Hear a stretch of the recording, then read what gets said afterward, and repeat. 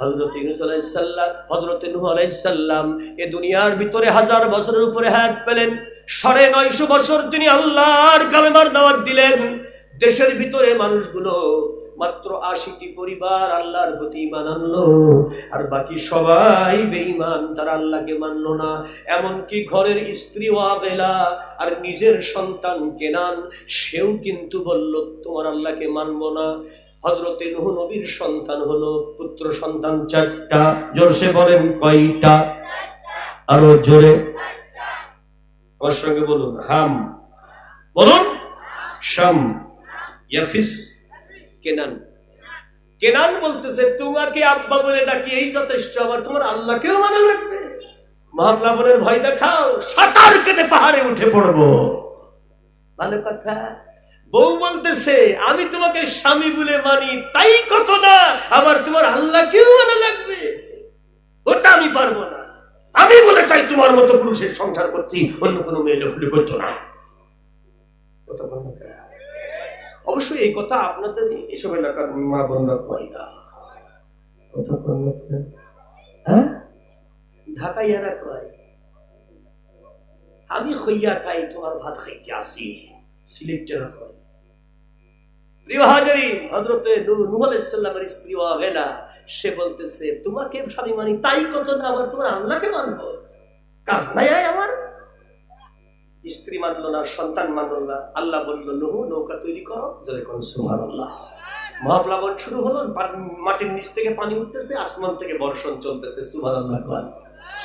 হযরতে নূহ নবী নৌকার মধ্যে মুমিনদের নিয়ে চলতেছে, পাহাড়ের উপরেও 1 মাইল পানি হয়ে গেছে, পৃথিবীতে কোথাও নাই জেগে আছে।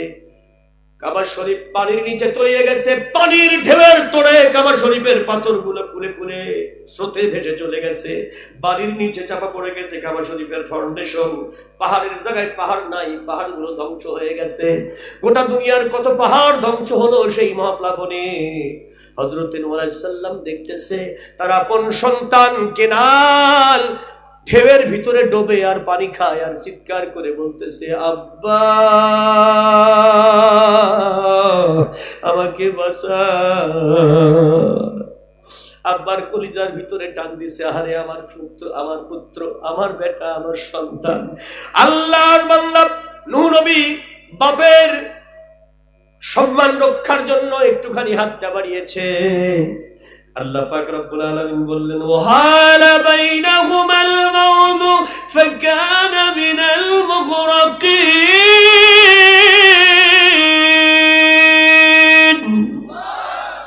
সাবধান, ওকে ডুবাইয়া সুবাইয়া আমি আল্লাহ দেখাবো আমি আল্লাহ আছি কিনা। তুমি নূহ হাত ছড়াও।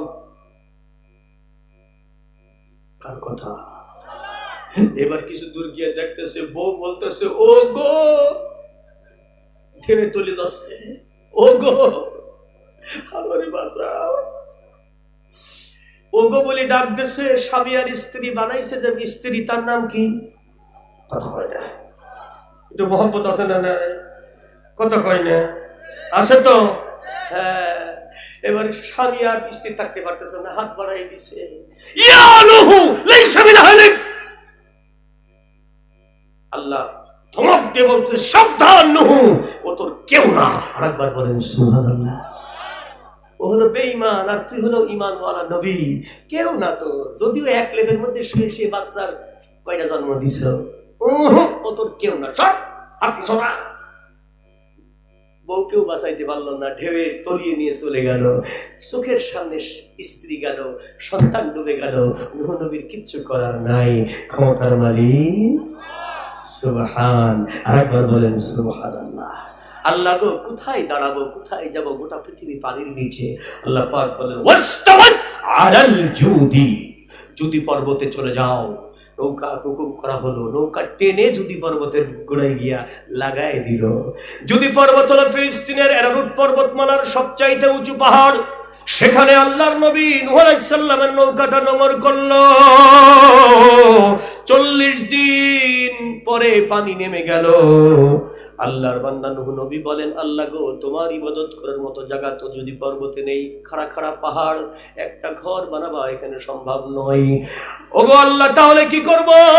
ইবাদতখানা কেমনে বানাবো? নিজের বসবাসের জায়গা কেমনে বানাবো? রব্বে কারীম বলেন 80টি পরিবার নিয়ে নতুন করে আবার মানব সভ্যতা গড়ে তোলো। এখান থেকে পূর্ব দিকে একটুখানি এগিয়ে যাও, বিশাল বড় একটি পাহাড় দেখতে পাবে। পাহাড়টার নাম প্যালেস্তিন, জাবালে প্যালেস্তিন। এই প্যালেস্তিন হলো জিদারে প্যালেস্তিন। এই ফিলিস্তিন পাহাড়ের মাথার উপরটা 40 বর্গ মাইল চওড়া। জোরে জোরে বলেন আল্লাহু আকবার। তাফসীরে কবির থেকে বলতেছি 40 বর্গ মাইল নিয়ে এই পাহাড়ের মাথাটাই 40 বর্গ মাইল। এখানে এই 80টি পরিবারের যুবকদেরকে নিয়ে পাথর নিয়ে এসে একটা আল্লাহর ইবাদতখানা তৈরি করো, মসজিদ তৈরি করো। আমি আল্লাহ এই মসজিদের নাম দিলাম বাইতুল মুকাদ্দাস। বাইতুল মুকাদ্দাস সর্বপ্রথম তৈরি করেন হযরত নূহ নবী। আরেকবার বলবেন আল্লাহু আকবার। হযরত নূহ নবী বাইতুল মুকাদ্দাস তৈরি করলেন। এবার তিনি ওযু করে রেডি হইতেছেন, আল্লাহর নামাজ আদায় করবেন। মনে রাখবেন, হযরতে আদম নবী থেকে ঈসা নবী পর্যন্ত প্রতিটি নবী আলাইহিস সালাতু ওয়াস সালামের উপরে 2 ওয়াক্ত নামাজ কিন্তু ফরজ ছিল। জোরে বলেন কয় ওয়াক্ত? জোরে বলেন, আরো জোরে বলেন। এটা একটা হলো সূর্য ওঠার আগের নামাজ। কোন নামাজ? কথা কয় না। সূর্য ডোবার আগের নামাজ। কোন নামাজ? কথা কয় না। আসরের নামাজ। এই 2 ওয়াক্ত নামাজ প্রতিটি নবীর উপরে ফরজ ছিল। জোরে বলেন মারহাবা। প্রিয় হাজিরিন, আল্লাহ রাব্বুল আলামিনের নবী হযরত নূহ আলাইহিস সালাম কেবল ওযু করে রেডি হইতেছে, আল্লাহর সিজদা দিবে। আল্লাহ বলেন, নূহ সেজদা দিও না, তোমার সেজদা কবুল হবে না, কারণ তোমার জবান ঠিক নাই, তোমার সেজদার দাম নাই। জোরে বলেন আল্লাহু আকবার।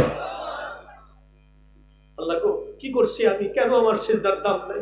বলে, শোনো, বউকে বাঁচানোর জন্য হাত বাড়াইলা, ছেলেকে বাঁচানোর জন্য হাত বাড়াইলা, কিন্তু আমার একজন ইমানদার বান্দি 380 বছর বয়স, সে লা ইলাহা ইল্লাল্লাহ নূহ নবী আল্লাহ বলে তোমার প্রতি ঈমান আনলো, আর বলল যে নূহ রে, তুমি আমাকে কিন্তু নৌকায় উঠেই নিবা, রহমতের নৌকায় যেন উঠতে পারি। বলেছিলে, যাও যাও বুড়িমা, চিন্তা করো না, তোমাকে সময় মতো আমি নৌকায় তুলে নেবো, ডিস্টার্ব করো না, মেলা কাজ আছে আমার। খুব বিরক্ত হইয়া আমার বান্দিকে তুমি সরাই দিলে, কিন্তু ইনশাল্লাহ বললে না, আমি আল্লাহ দায়িত্ব নিলাম না, মনে করাই দিলাম না, কারণ তুমি আমাকে ইনশাল্লাহ বলে সম্মান করো নাই। আর আমি আল্লাহ দেখতে চেয়েছি তোমার মেধা শক্তি কত, নিজে নিজেই মনে করতে পারো নাকি? কাজের ব্যস্ততায় তুমি ভুলে গেছো, অপরাধ তুমি করেছো, অতএব তোমার শাস্তি, তুমি সেজদা দিও না।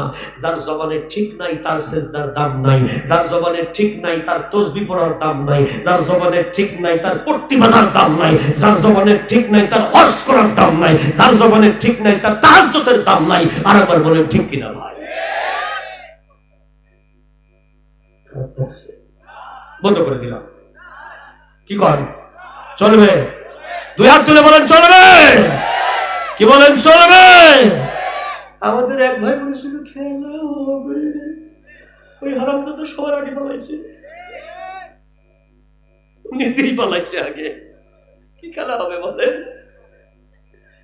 হা হা, ওইটা থাকলে ওইটার যে গজারি না, কি দিয়ে যে মার হইতো তা আল্লাহ ভালো জানে। জোরে বলেন আল্লাহু আকবার। খারাপ লাগতেছে বাজার? আল্লাহ রাব্বুল আলামিনের নবী নূহ নবী বলে, তাইলে আমি কি করব? আল্লাহ বলে, এখনই অপরাধ করেছো যার কাছে, ক্ষমা চাও গিয়া তার কাছে, কারণ মক্কা থেকে বাইতুল মুকাদ্দাসের দূরত্ব 1200 মাইল রাস্তা। ঢেউয়ের তালে তালে 40 দিন ধরে এসেছে, টের পাই নাই, এইবার দৌড়ানো লাগবে। জোরে বলেন মারহাবা। নূহ নবী দৌড়াইতেছে 1200 মাইল। জোরে বলেন কয় মাইল? মাত্র 1200 মাইল দৌড়ানো লাগবে। দেখছেন, একটা জবানের বরখলাপ করছে, আল্লাহ কয় দৌড়া, ক্ষমা চাই আই যা, তারপরে সেজদা দিবি, তাইলে সেজদা কবুল হবে না। জবান যার ঠিক নয় তার কোন সেজদার দাম নাই। আরেকবার বলেন ঠিক কিনা ভাই? আল্লাহ রাব্বুল আলামিনের নবী হযরত নূহ নবী দৌড়াইতেছে, এক জায়গায় গিয়া কুকুরের মতো জিহ্বা বানায় গেছে, দৌড়াইতে দৌড়াইতে দৌড়াইতে দৌড়াইতে আল্লাহর বান্দা এক জায়গায় গিয়া একটুখানি বসছে পাথরের উপরে। অমনি জিবরিল আমিনকে আল্লাহ পাঠিয়ে বলে দাও তুমি এই মুহূর্তে, ইদা জাআ আজালুহুম লা ইস্তাখিরুনা সাআতাও ওয়া লা ইস্তাকদিমুন। আসবে, আজরাইলের হাতে টাইম বলা আছে, 1 সেকেন্ডও টাইম দেওয়া হবে না। মৃত্যুর আগে যেন ও তওবা করতে পারে, ক্ষমাটা চাইতে পারে, নইলে বেঈমান হয়ে মরবে। নূহ নবী আবার দৌড়াইতেছে, জীবন বাজি রেখে দৌড়াইতে দৌড়াইতে 1200 মাইল, জোরে বলেন কত মাইল? নূহ নবী দৌড়াইয়া মক্কার কাছে গেছে। এবার তাকিয়ে দেখে বুড়ি মহিলার ঘর বাড়ি তেমনই আছে। আল্লাহকে সেজদা দিয়ে বলে, আল্লাহ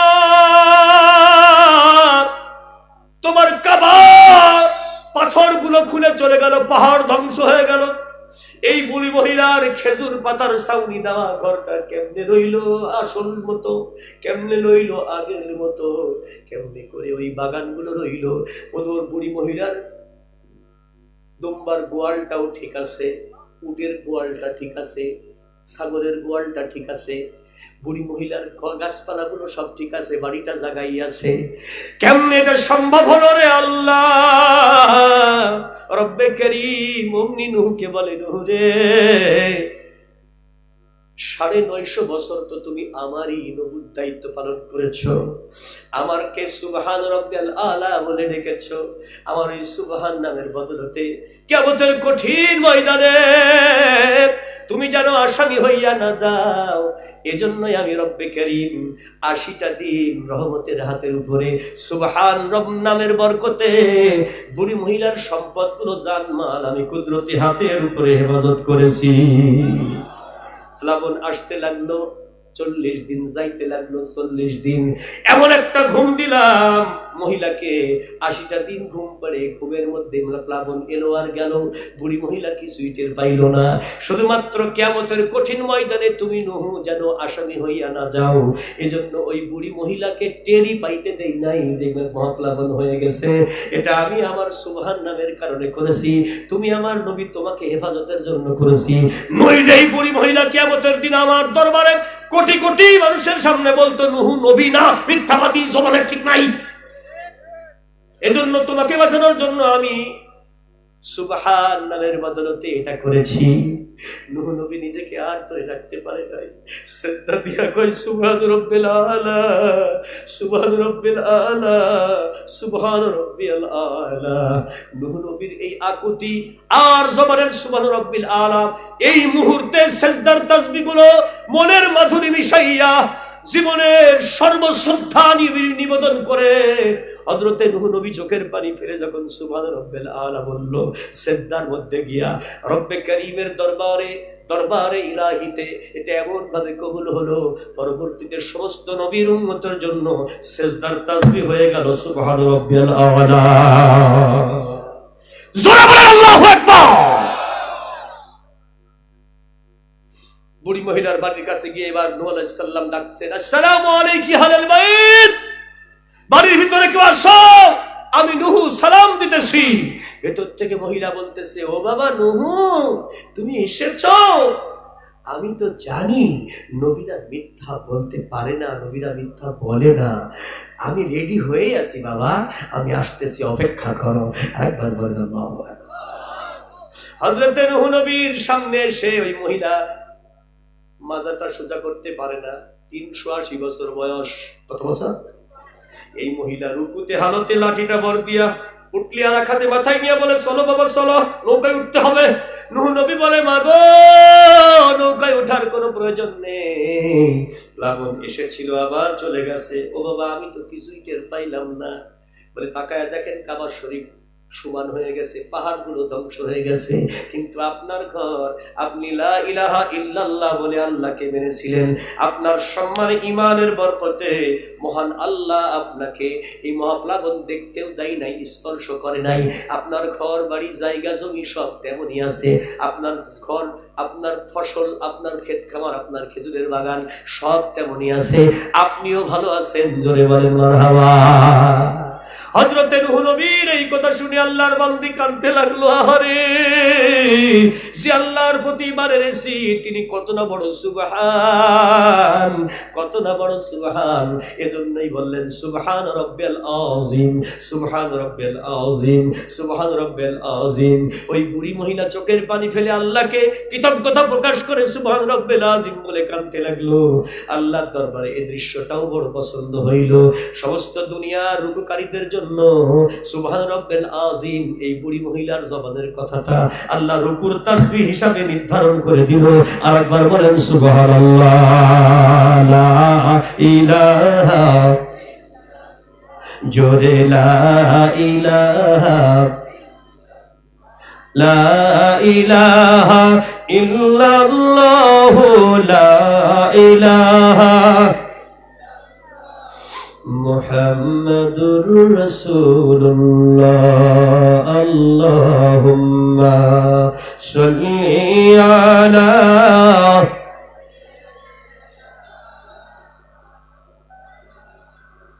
ওয়া আলা আলি সাইয়্যিদিনা মাওলানা খোলাফায়ে রাশেদার সোনালি দিন কেন যে ফিরে আর আসে না, সকলে পেতার অধিকার কেন যে প্রাণ খুলে হাসে না। আল্লাহুম্মা সাল্লি আলা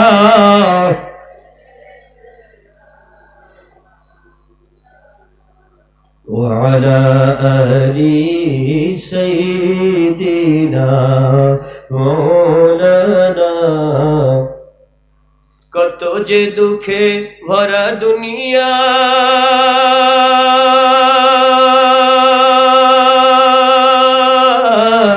আর যে পারি না সহিবার, ও জিও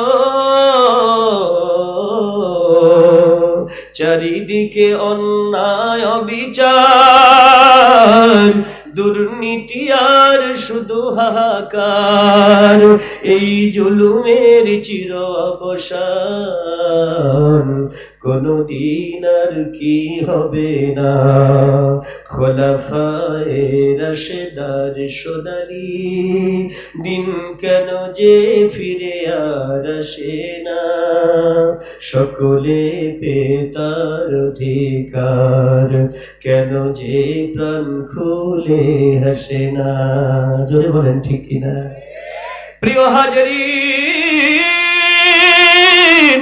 খোলাফায়ে রাশেদার সেই শাসন কায়েম করতে হলে কোরআন লাগবেই লাগবে। জোরে বলেন ঠিক কিনা? আরো জোরে বলেন ঠিক কিনা? আরেকবার বলেন ঠিক কিনা? প্রেসিডেন্ট জিয়াউর রহমান সাহেব যখন বাংলাদেশের রাষ্ট্রীয় ক্ষমতায়, আল্লাহর নবীর হাদিসে পাকে বর্ণনা রয়েছে 40টি হাদিস যদি কোনো আল্লাহর বান্দা ভালোভাবে জানে, বোঝে, মুখস্থ করে, পড়ে, তাহলে আলেমের কাতারে তার হাসর হবে। সুবহানাল্লাহ বলবেন না?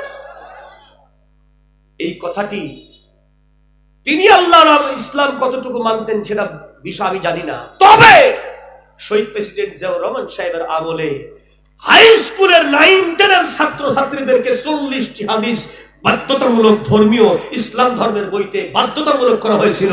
আর একবার বলা ঠিক কিনা? আর আমাগো আফাই যখন ক্ষমতায় আইছে, সেই ইসলাম ধর্ম পাল্টায়া দিয়া ধর্ম নৈতিক শিক্ষার নামে যত অনৈতিকতা এই বইয়ের মধ্যে ঢুকাইছে। জোরে বলেন ঠিক কিনা? আরো জোরে বলেন ঠিক কিনা? এই জন্য বাংলাদেশের মানুষ শহীদ প্রেসিডেন্ট জিয়াউর রহমানকে ভালোবাসে, আল্লাহ তাকে যেন ভালোবাসে। জোরে বলেন আল্লাহু আকবার। আমি কোন দলের কথা বলছি না, সত্যিকার অর্থে বলতেছি, মুসলমানের এই সমাজে দরকার ছিল এটা। রাষ্ট্রীয়ভাবে বাংলাদেশের সংবিধানে বিসমিল্লাহ লিখেছিলেন তিনি, কিন্তু এই বিসমিল্লাহ কেটে দেওয়ার জন্য ভারতীয় দালালরা বহুবার চেষ্টা করেছে। ঠিক না? প্রিয় হাজিরিন, এজন্যই তার জানাজায় লক্ষ মানুষ হয়, আর আমাগো আব্বার জানাজায় লোক খুঁজে পাওয়া যায় না। কথা কর না, তাই না? আমার দেশের বাড়ি কুষ্টিয়া। কুষ্টিয়া শহরে 5 রাস্তার মোড়ে বিশাল বড় কোটি টাকা খরচ করে এক আব্বার ছবি মূর্তি বানাইছে। আল্লাহর কোরআন বলছে, আমরা তো বলছি লা ইলাহা ইল্লাল্লাহ, আল্লাহ তোমার বিধান ছাড়া কারো বিধান মানব না। আল্লাহ বলছে মিল্লাতা আবিকুম ইব্রাহিম ওয়া সাম্মাকুমুল মুসলিমিন, তোমাদেরকে মুসলমান হিসেবে নাম রেখেছে তিনি হলেন মুসলিম জাতির পিতা ইব্রাহিম খলিলুল্লাহ। আরেকবার বলেন সুবহানাল্লাহ। আল্লাহ বলছে কোরআনে ইব্রাহিম হলো জাতির পিতা, আর আমাকে আব্বা বলছে আমার আব্বা হবে দেশের জাতির পিতা। তাহলে আল্লাহর সাথে পাল্লা দেওয়া হলো না। এবার কেমন পাল্লা দেয় খেলা দেখেন। বিরাট বড় কোটি টাকা খরচ করে 5 রাস্তার মোড়ে যে বিশাল এক মূর্তি বানাইছে, কে বা কাহারা রাতারাতি আব্বার নাক ভেঙে ফেলেছে। কি ভাঙছে? কথা কয় না, কি ভাঙছে? নাক ভেঙে ফেলেছে। কেমন দেখা যাচ্ছে বলেন তো দেখি। হাই হাই হাই, আব্বার নাক বলে কথা। সেইটা ঠিক করার জন্য ভারত থেকে অন্তত কারিগর নিয়ে এসে 5-10 লাখ টাকা খরচ করে নাক ঠিক করা হলো। এসপি সাহেব কে এমপি সাহেব এসে বলে কিসের চাকরি করো, আব্বার নাক ভেঙে যায়। বললো এখন আমি 18 জন পুলিশ দিয়া 318 দিন 8 ঘন্টা করে ডিউটি করে 24 ঘন্টা আব্বাকে এরা পাহারা দেবে। 18 জন পুলিশ অস্ত্রধারী, যাতে কেউ আব্বার নাক মুখ আর ভাঙতে না পারে। 18 জন পুলিশ পাহারা দিয়ে আব্বাকে 24 ঘন্টা পাহারা দেয় রাইফেল নিয়ে। কেউ জানো না, কিন্তু দেখি মাঝে মাঝে পাখি বসে মাথায় পায়খানা করছে, ওটা টাকাতে পারে না। সরে বলেন ঠিক কিনা? High high high. 5 তারিখের পরে আমি যে দেখি লোকজন এই ফেলাই দিয়েছে। সুবহানাল্লাহ বলছে না? বলেন সুবহানাল্লাহ। ফেলাই দিছে, বাঁশ দিয়া হাত দিয়া ঠেলে ফেলাই দিছে। 3-4 টুকরা হয়ে গেছে। কয় টুকরা? 3 টুকরা মিনিমাম হয়েছে। গলার থেকে গেছে, মাথার থেকে গেছে, পাত থেকে গেছে, এরকম টুকরা হয়ে পড়ে আছে আব্বাসি থইয়া। এখন পাশে ঘড়ির দোকান, আমার আবার ঘড়ির ব্যাটারি ডাউন হয়ে গেছে। আমি এবার গেলাম ঘড়ির দোকানে, কইলাম ভাই একটা ব্যাটারি ভালো থেকে জাপানি ব্যাটারি লাগাই দেন। তারপরে দেখতেছি যে আল্লাহর এক বান্দা ঠ্যাং তুলে দিয়ে আব্বার মুখে বিনাশ ফায়ার করতেছে।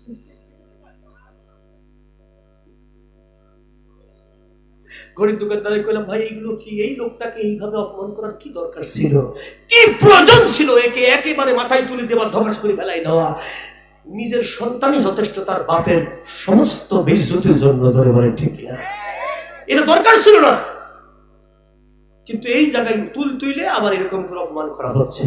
বলছে হুজুর আপনি বলেন কি, হুজুর আপনি কি বলছেন? আব্বার মুখে ময়লা পড়েছে তাই বিরাট ফায়ার করে পরিষ্কার করছে। নাউজুবিল্লাহ। দেখছেন? পরবর্তীতে লোকজন আবার ঠেলা ঠেলা নিয়ে সেই যা পাথর টাথর যা ছিল তুলে নিয়ে যাই ভাগাড়ে ফেলাই দিয়ে আসছে। জোরে করে আল্লাহু আকবার। এইগুলো করার তো কোনো প্রয়োজন ছিল না। আরেকবার বলেন ঠিক কিনা? সন্তান যখন আকাম করে বাপের তখন সম্মান আর থাকে না। বাপের মান সম্মান না, গোষ্ঠীর মান সম্মান চলে যায়। আরেকবার বলেন ঠিক কিনা ভাই? আল্লাহ রাব্বুল আলামিনের নবী হযরতে দানিয়েল আলাইহিস সালাম আল্লাহকে ডাকতেন সুবহানাল্লাহ বলে। আরেকবার বলেন মারহাবা। তাহলে আমি প্রথমে শুনলাম কি? ইউনূস আলাইহিস সালাম বলতেন সুবহানাকা, 1 নাম্বার গেল। নূহ আলাইহিস সালাম বলতেন সুবহান রাব্বিল আলা, 2 নাম্বার গেল। বুড়ি মহিলা বলতেন সুবহান রাব্বিল আযীম, 3 নাম্বার গেল। 4টি কথা বলতে বলেছিলাম। 4 নম্বরে হযরতে দানিয়েল আলাইহিস সালাম আল্লাহর এই বান্দা বলতেন সুবহানাল্লাহ। আরেকবার বলেন আল্লাহু আকবার। সুবহানাল্লাহ বলে আল্লাহকে ডাকতেন। আরেকবার বলেন আল্লাহু আকবার। প্রিয় হাজিরিন বসুন, একজনও উঠবেন না। তাহলে সুবহান শব্দের ব্যাখ্যা শিখলাম কয়টা? জোরসে বলেন, আরো জোরে বলেন, আরো জোরে বলেন। 4টা। আল্লাহ রাব্বুল আলামিনের এই দুনিয়াতে আল্লাহ সব ক্ষমতার মালিক, কারণ আসমান জমিন কার হাতের উপরে? জোরে বলেন, তাবারাকাল্লাযী বিয়াদিহিল মুলক ওয়া হুয়া আলা কুল্লি শাইইন কাদির।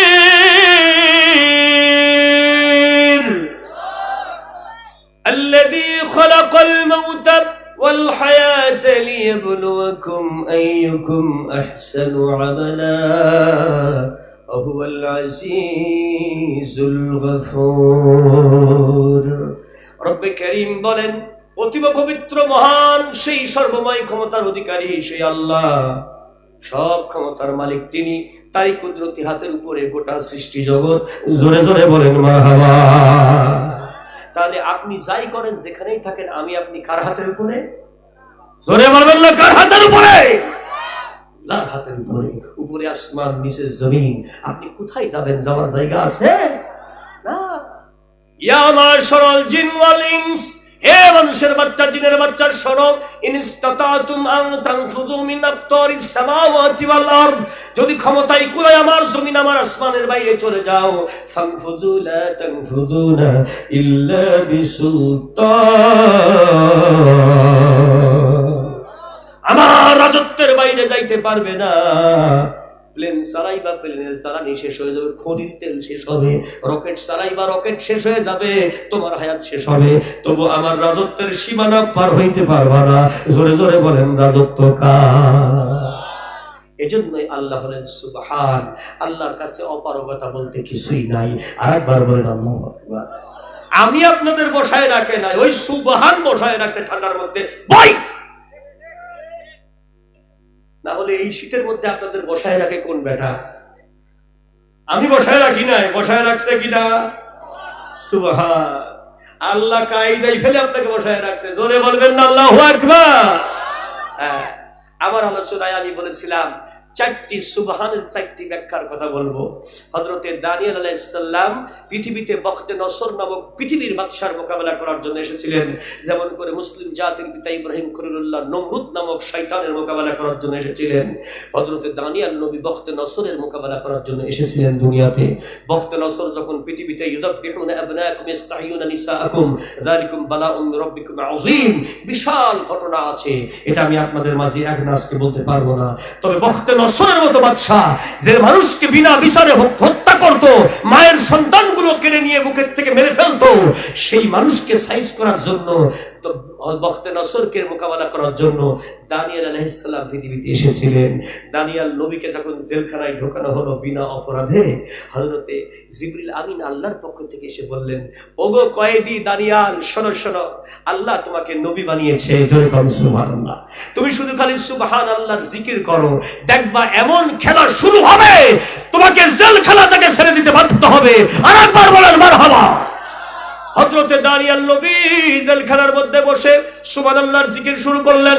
সুবহানাল্লাহ সুবহানাল্লাহ সুবহানাল্লাহ সুবহানাল্লাহ সুবহানাল্লাহ সুবহানাল্লাহ। কিছুক্ষণ পরে দেখা যায় মাটির ভিতর থেকে সুবহানাল্লাহর আওয়াজ আসতেছে, মাটি কাঁপতেছে আর নাচতেছে। জোরে জোরে বলেন সুবহানাল্লাহ। কিছুক্ষণ পরে দেখা যায় জেলখানার দেওয়ালগুলো কাঁপতেছে, দেওয়ালের ভিতরে পাথরের ভিতর থেকে সুবহানাল্লাহ সুবহানাল্লাহ জিকির আসতেছে। জেলখানার ভিতরে গাছগুলোর ভিতর থেকে সুবহানাল্লাহর আওয়াজ আসতেছে। জেলখানার যত কয়েদি, লক্ষ লক্ষ কয়েদি দানিয়েল নবীর চতুর্দিকে বসে সুবহানাল্লাহর জিকির শুরু করেছে। ওরাও সুবহানাল্লাহ সুবহানাল্লাহ সুবহানাল্লাহর জিকির শুরু করেছে। কিছুক্ষণ পরে দেখা গেল জেলখানার পাহারাদারেরা ওরা অস্ত্র ফেলে দিয়ে ওরাও সুবহানাল্লাহ সুবহানাল্লাহ সুবহানাল্লাহর জিকিরে শামিল হয়ে গেছে। জেলখানার জেলার সাহেব দেখতেছে সর্বনাশ, এই কয়েদি কোনটা আর পাহারাদার কোনটা বোঝা যাইতেছে না, আমার সর্বনাশ হয়ে যাবে, জেলখানা ভেঙে ফেলবে। লক্ষ লক্ষ মানুষ এই পাগলের পক্ষ হয়েছে। আল্লাহর বান্দা দৌড় দিয়ে গিয়ে বখতে নসরকে বলে, পৃথিবীর বাদশা, আপনার যত বড় ক্ষমতা থাক না কেন, কিন্তু একটি বাক্য সুবহানাল্লাহর যে জিকির উঠেছে জেলখানার ভিতরে, এই জিকির দিয়া সমস্ত দেওয়ালগুলো কাঁপতেছে, কোন সময় দেওয়াল ভেঙে পড়ে যাবে। সুবহানাল্লাহর দ্বারা এমন ভূমিকম্প তৈরি হইতেছে, তাড়াতাড়ি ওই পাগলকে ছেড়ে দেন, নইলে জেলখানার একটা বিল্ডিংও থাকবে না। এই কোরআনের ক্ষমতা আছে না নাই? আল্লাহ রাব্বুল আলামিন বলেন, লাউ আনজালনা হাযাল কুরআন আলা জাবাল, যদি আমি কঠিন শিলা পাহাড়ের উপরে কোরআন নাজিল করতাম, লারাআইতাহু, অবশ্যই দেখতে পেতে, খাশিআম মুতাসাদ্দিআম মিন খাশিয়াতিল্লাহ, আল্লাহর ভয়ে কাঁপতে কাঁপতে পাহাড়গুলো চূর্ণ বিচূর্ণ হয়ে যেত। এজন্যই আল্লাহর কোরআনের এই বাণী এটা সবচাইতে মহা শক্তিশালী ওহীর বিধান। জোরে জোরে বলেন মারহাবা। এই কোরআনের সামনে জাহান্নাম টিকবে না। কোরআন মেনেছে যে বান্দা তার আমলনামা দেখে জাহান্নাম স্তব্ধ হয়ে যাবে। জোরে বলুন আল্লাহু আকবার। ফেরেশতারা তাকে সালাম দিতে বাধ্য হবে। এজন্য বলা হচ্ছে যে হাদিসটি পড়েছিলাম, লাউ কানাল কুরআনা ফি ইহাবিন মা আকালাতুন নার। যে ব্যক্তি কোরআন মানবে জীবনের জন্য কোন শাস্তি তাকে স্পর্শই করতে পারবে না, কারণ কোরআন এত পাওয়ারফুল নিয়ামত। আরেকবার বলেন আল্লাহু আকবার। কোরআন হলো সবচেয়ে পাওয়ারফুল নিয়ামত। এই পৃথিবীতে কোরআন এসেছে গুনাহগারদেরকে জান্নাতে নেওয়ার জন্য, আর এই পৃথিবীতে শয়তান এসেছে ভালো মানুষকে জাহান্নামে নেওয়ার জন্য। আরেকবার বলেন ঠিক কিনা? কোরআন এসেছে মানুষকে জান্নাতে নেওয়ার জন্য, আর শয়তান এসেছে জাহান্নামে নেওয়ার জন্য। মানতে হবে কোরআন, মানা যাবে না শয়তান। আরেকবার বলেন ঠিক কিনা ভাই? মানতে হবে কি? দুই হাত তুলে বলেন কি মানতে হবে? আরো জোরে বলেন নারায়ে তাকবীর। আল্লাহ কবুল করেন, জোরে বলুন আমিন। সম্মানিত হাজিরিন, আপনারা বসুন। জি,